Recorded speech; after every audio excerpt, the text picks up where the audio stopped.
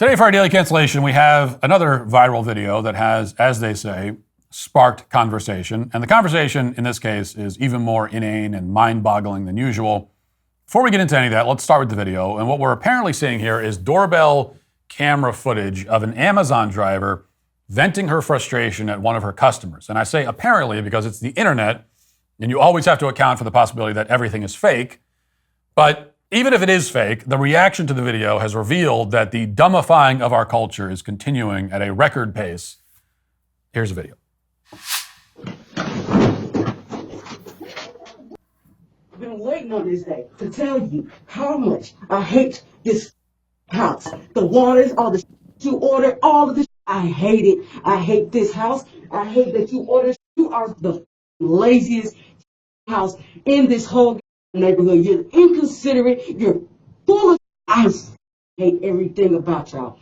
I hate it. All you have to do is order the store from Walmart pickup or Central pickup or whatever, and go put the in your own truck and go do it yourself. You are the laziest sons of ever. And then people bring this. We break our backs, we break our necks, we break our nails, we break everything to bring you this. And you're ungrateful as. I hope you know that.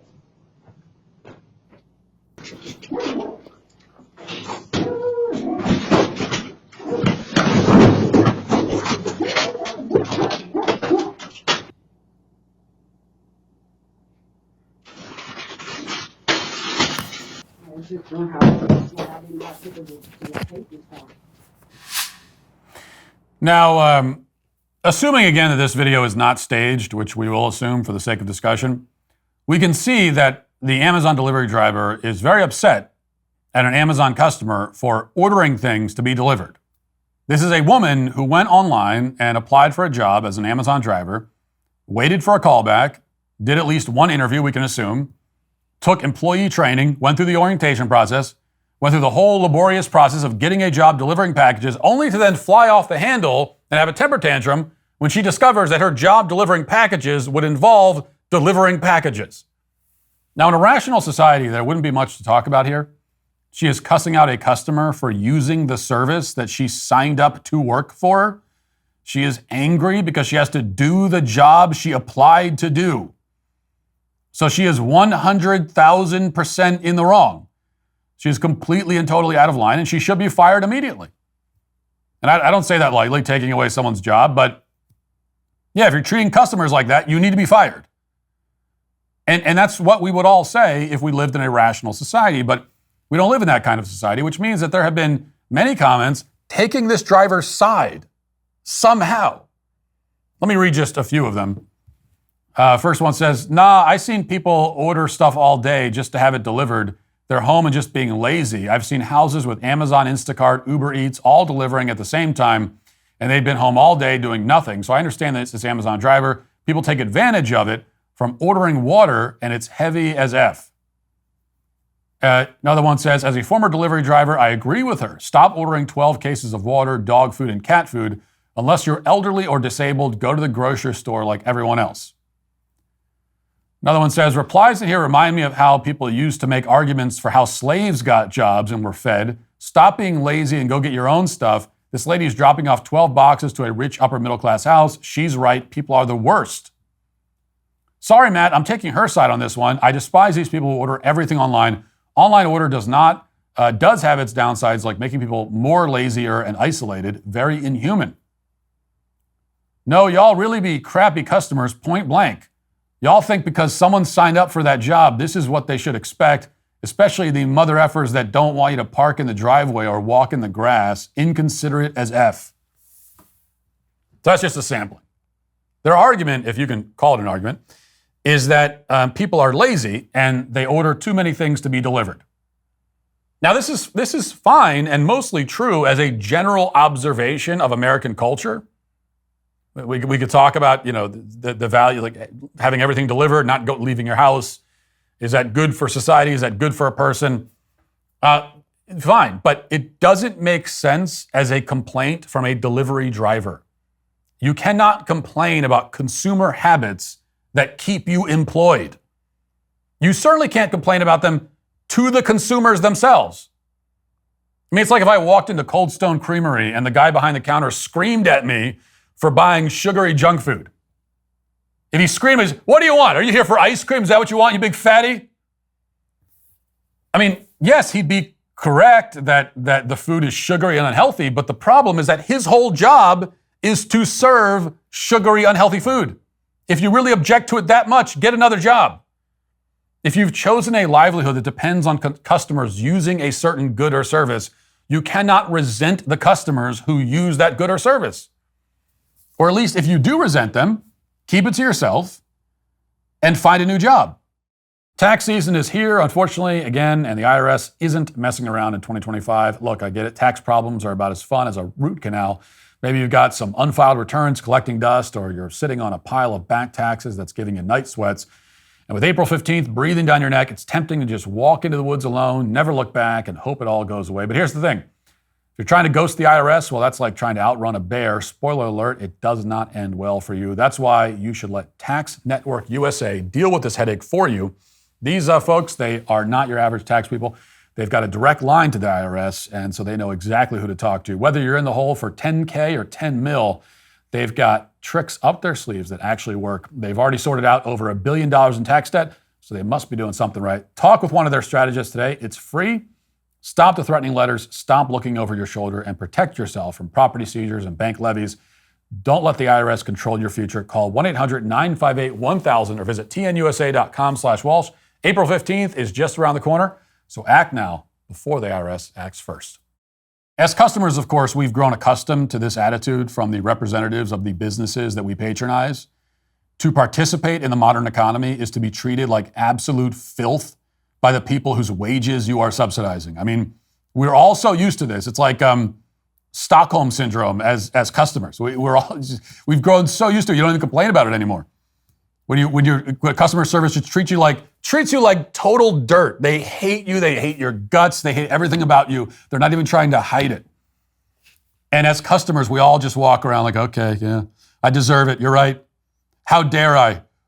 I mean, I saw the sign said open, and so I came in because this store exists and it's open, and I need stuff that's inside the store. And so that's why I'm here, but I'm so sorry. Never mind.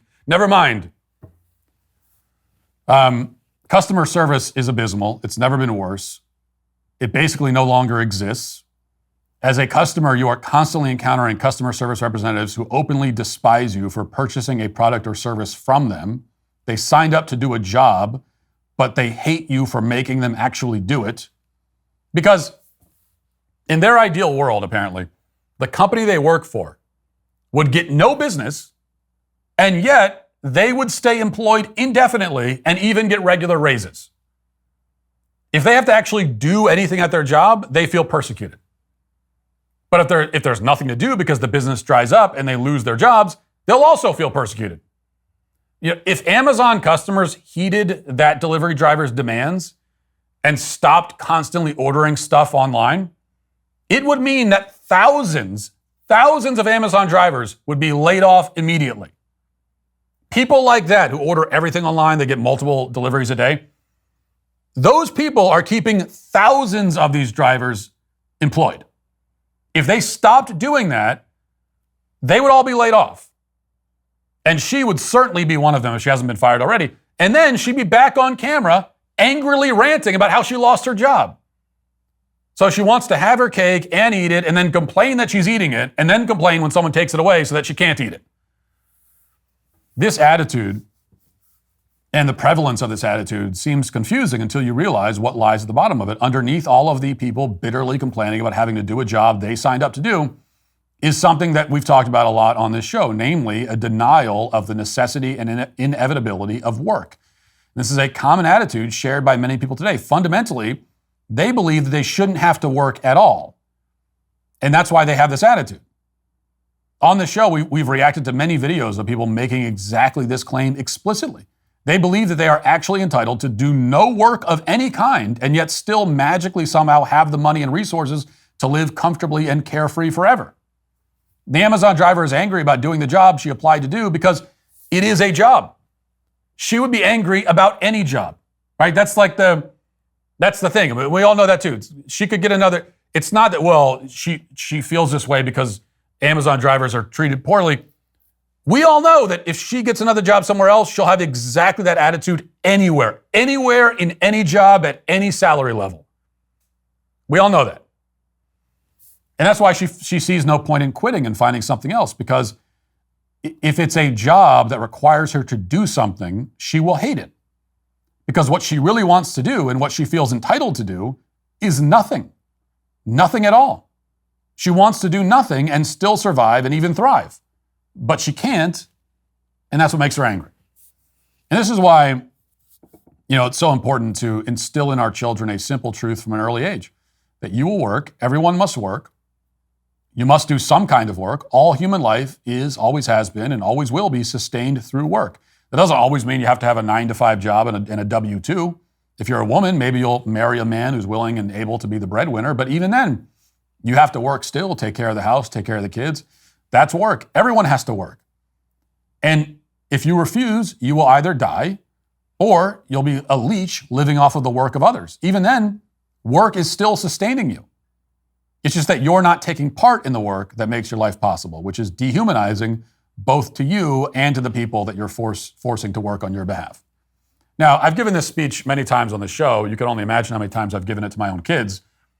And that's because I don't want them to end up dejected and resentful and whiny like the woman in that video. The way to avoid that is to drill it into their minds that life is work, life requires work, work sustains life, and therefore work is good. You may as well just accept it and be happy about it. Because even if you don't accept it and aren't happy about it, it will still be the case. You will not escape this reality. You will just be miserable within this reality. And you'll still be working. Just working badly and sadly. And that's the road that this delivery driver has chosen, and that is why she is today canceled. Hey, YouTube, thanks for listening to the show. If you'd like access to my full show with no ads, you should go to dailywire.com and use promo code Walsh to get 2 months free on all annual plans. See you there.